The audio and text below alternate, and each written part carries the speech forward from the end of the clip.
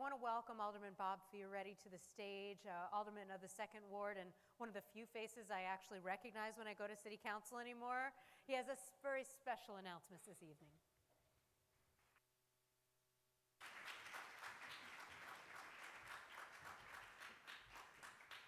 Good evening, everyone. I do have a resolution here, but before I start about it and talk about it for a moment, we really have to think about what happened 50 years ago.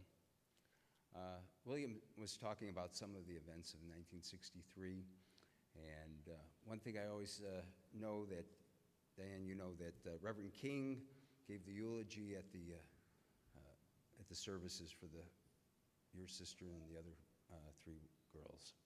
And Reverend King, actually just a few blocks away from here on Ashland, gave a speech a couple years later, and actually gave a speech in Soldier Field. So we're the mile distance here and a couple blocks over here are important to remember what happened here in this community too, because this community has been affected by the tensions of what we have in our country still, because as you said earlier, you talked about voter suppression and what's happening in the Supreme Court decision. We have to fight to make sure that that does not happen in our country. And we can see it as they try to take away the votes from residents, from students, from African Americans in some of the states. You know, and we look about this same area here, you know, our president traversed up and down the area. But 150 years ago, we had another president who signed the Emancipation Proclamation on January 1st, and we should always remember that. And for some reason, it just sort of slid off to the wayside. The Battle of Gettysburg on July 2nd and 3rd of 150 years ago was not remembered really that much here, but it should be remembered for what it meant as this union tried to struggle with the issues that we had. You know, Abraham Lincoln gave a speech in October and declared Thanksgiving. We always think about that little get-together of our Native Americans and those on the that came over here as the start of Thanksgiving, but it really wasn't recognized until Abraham Lincoln said those words. And then, of course, you know, in November, he consecrated that ground of Gettysburg with those words that have been so instrumental in our history and that location of the Lincoln Monument that we see so often in those pictures when Dr. King on August 28th gave that speech 50 years ago. And we heard about, as William said, about Medgar Evers being killed in July, and the letter from Birmingham jail in that Easter of '63. And it sends chills down me right now to think about your sister and the other 3 girls 4 days ago, 50 years ago, that happened, you know, in your city of Birmingham. And then, of course, as we said, even in November, a president was killed, and that led this nation that we thought we did not know what was happening.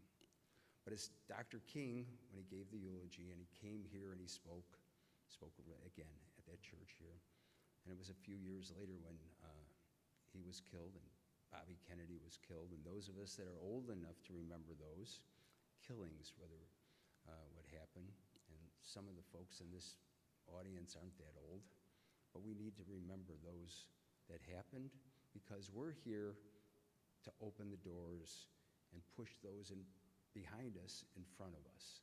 And the struggle keeps going on day after day, and we can't forget. And we can't forget your sister and the others on that day of September 15th. I have a resolution here, and again, words don't say what this, and I have to tell you, the Carole Robertson Center for Learning, we don't have enough of them. We don't have enough of them in this city, and we don't have enough of them in this country.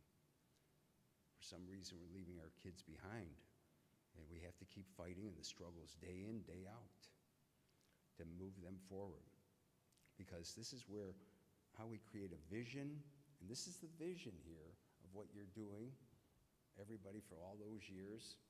You've done a tremendous job, But you know, when I look at 700 kids being helped here, you know, we have a school system of 405,000 children.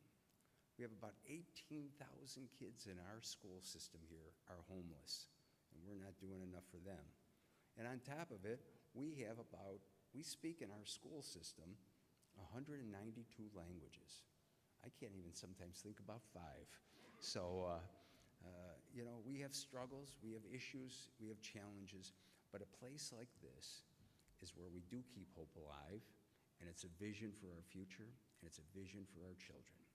So, with that being said, and I'm sorry I went a little bit on, I don't know, and I hope I didn't bore anybody, but I do have a resolution here that we, the City Council, need to pass because we need to recognize what happened 50 years ago.